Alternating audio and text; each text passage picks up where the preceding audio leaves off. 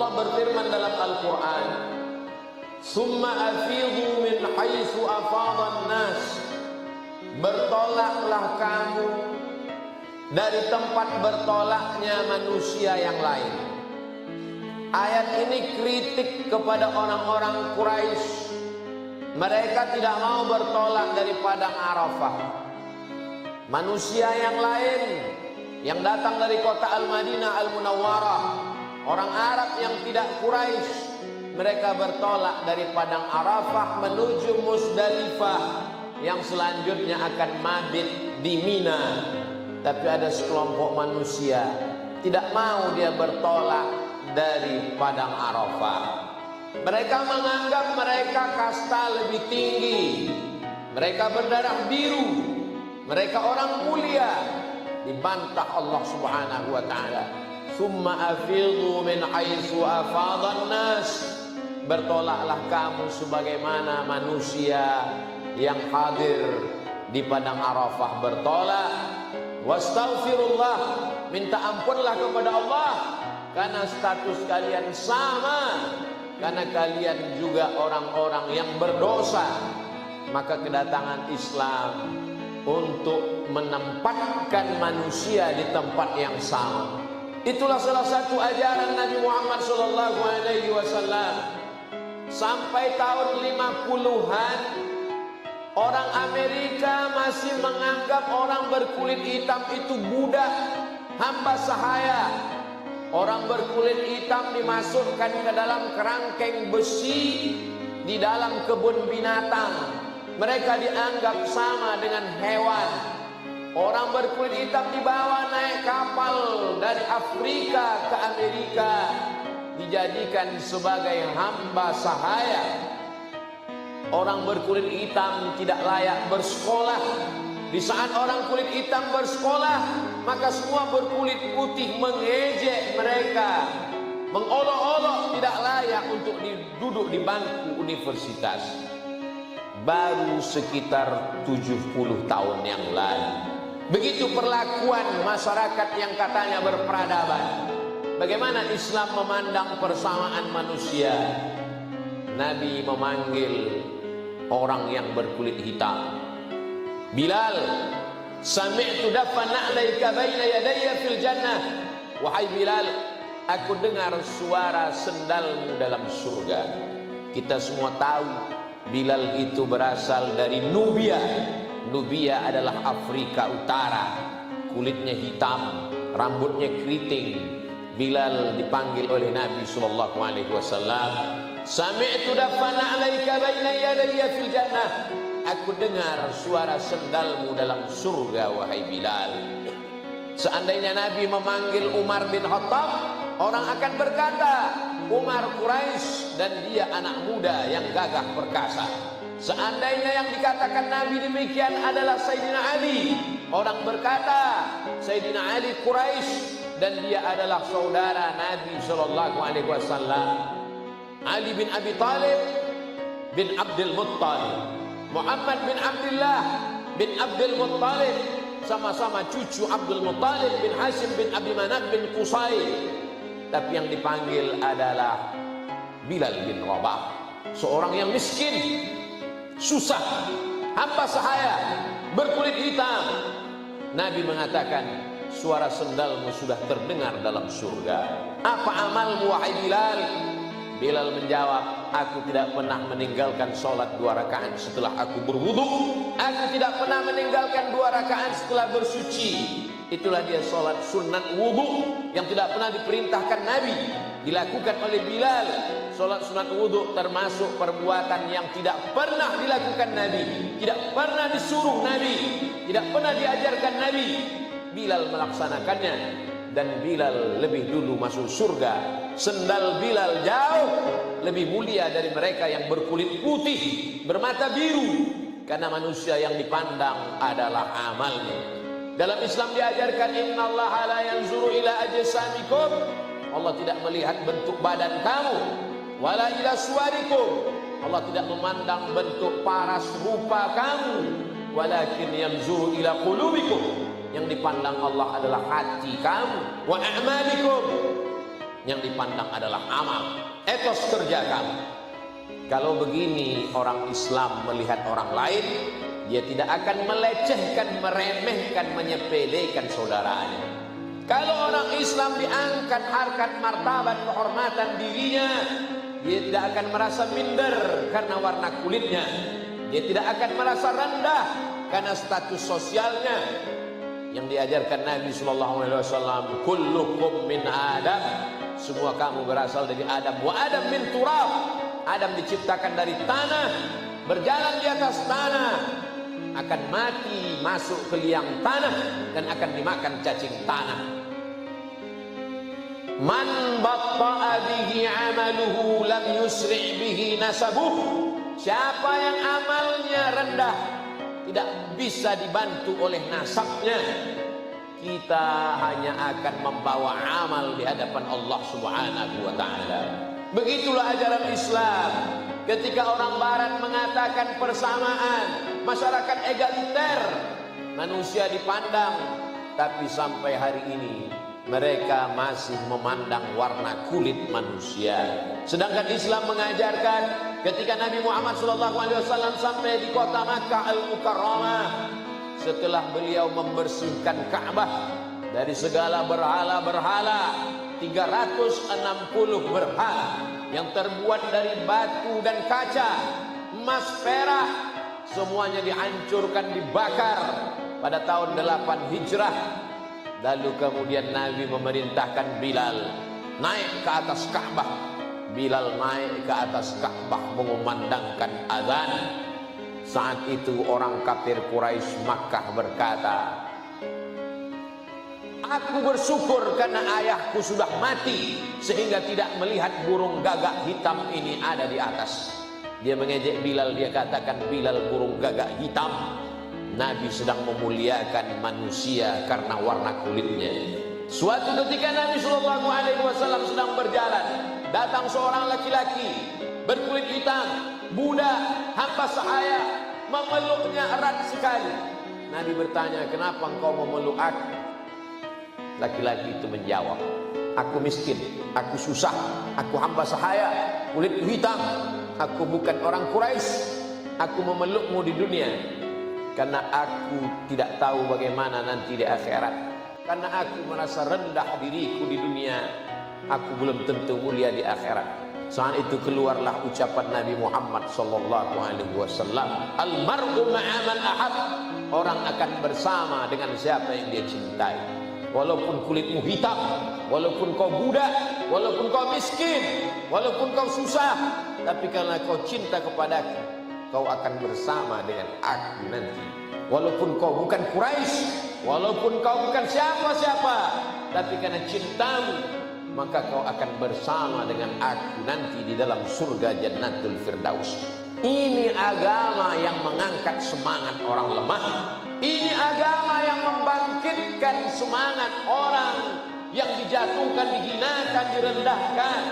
Agama ini 14 abad yang lalu menghidupkan semangat orang yang sudah mati. Tapi hari ini apa yang terjadi? Orang pulang dari tanah suci Makkah membanggakan ibadahnya, membanggakan status sosialnya, menyombongkan hartanya, bercerita tentang Makkah, semua bertemu dengan malaikat, semua berjumpa dengan orang-orang mulia. Mana efek pengaruh ibadah hajimu dalam hatimu, dalam kepala? Bukankah saat di padang Arafah kau pakai pakaian kematian? Satu helai di bawah, satu helai di atas.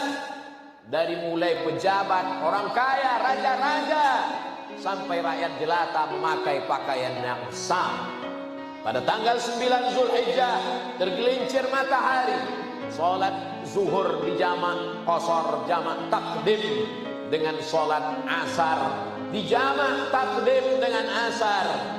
Sejak itu kau merasakan miniatur padang mahsyar, di tempat yang sama, di tanah yang sama, dengan pakaian yang sama, diciptakan dari tanah yang sama, berada di tempat yang sama, menyembah Tuhan yang sama, diajarkan oleh Nabi yang sama. Apa kemuliaanmu dari saudara? malang tak dapat ditolak, untung tak dapat diraih. Setelah kembali ke tanah air, begitu kau lepas pakaian ihram, maka kesombonganmu pun muncul kembali. Bukankah setan sudah kau lontar selama 3 hari berturut-turut? Nafar awal kembali tanggal 12 ke kota Makkah. Nafar sani kembali tanggal 13 ke kota Makkah. Tanggal 10 kau lontar jumrah Aqabah.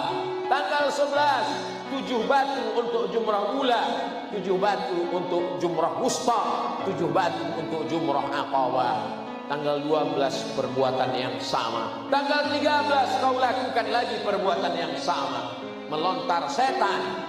Tapi ternyata setelah kembali, perbuatanmu seperti perbuatan setan. Di mana letak ibadah itu sebenarnya? Betapa umat Islam terjebak pada rutinitas. Kalau orang tidak memahami ibadah haji, dia akan melihat ibadah itu seperti main-main saja. Putar-putar, lari-lari, lontar-lontar, kemah-kemah. Tapi di balik ibadah itu adalah pembentukan kepribadian. Di dalam ibadah haji Allah Subhanahu wa taala ingin mengajarkan, "Faman farada fihinnal hajja", siapa yang melaksanakan ibadah haji, fala rafatha, jangan melakukan kejahatan seksual. Wala rafatha, jangan melakukan kejahatan biologis. Wala fusuqa, jangan melakukan kejahatan kenakalan non seksual, non biologis. Wala jidal, jangan melakukan kejahatan lidah. Karena 3 kejahatan inilah yang sedang dirontokkan dengan ibadah haji. Kalau sudah melaksanakan ibadah haji, tundukkan matamu, tundukkan pikiranmu, tundukkan hatimu. Kalau sudah melaksanakan haji, jangan lagi nakal secara seksual. Begitu juga dengan kejahatan-kejahatan yang non seksual. Tapi ada satu kejahatan yang paling mengerikan, wala jidal, lidahmu tidak kasar. Caci maki, sumpah serapah, ghibah, adu domba dan namimah tidak lagi keluar dari mulutmu. Apa itu sholat?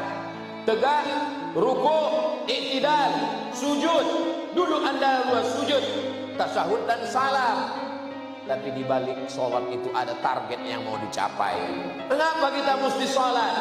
Inna sholata tanha 'anil fahsya wal munkar. Kalau sudah sholat, jangan lagi fahsya, kejahatan seksual. Jangan lagi mungkar, kejahatan non seksual. Riba, seksual. Zina, non seksual. Kalau sudah melaksanakan haji, fala rafatha wala fusuqa wala jidala fil haji. Betapa banyak orang yang rajin sholatnya, umroh hajinya setiap tahun, tapi dia tidak lepas dari kejahatan-kejahatan ini. Lantas apa bedamu dengan Abu Jahal dan Abu Lahab? Bukankah mereka juga melaksanakan ibadah haji? Mereka juga wukuf di padang Arafah. Ketika di tanah suci pakaian panjang, kembali ke tanah air dengan pakaian tabarrajna tabarrujal jahiliyatil ula. 1000 dalil, ada 1001 dalil, 1000 argumentasi, ada 1001 cara untuk membela diri. Tuntutan skenario, profesionalisme kerja, ibadah sudah tidak ada hubungan ibadah dengan perbuatan sehari-hari. Siapa yang mengajarkan ini? Man salatuhu lam tanhahu 'anil fahsya wal munkar. Siapa salatnya tidak mencegah dirinya dari perbuatan keji dan mungkar, falam yazdad illa bu'dan, maka dia semakin jauh. Dia sangka dia dekat dengan Allah, padahal dia semakin jauh dari Allah. Karena perbuatan hajinya tidak membuatnya tawadhu, rendah hati, malah makin angkuh dan sombong, merasa dialah penghuni surga, yang lainnya penghuni neraka. Pulanglah dari tanah suci dengan sikap kerendahan, tawadhu.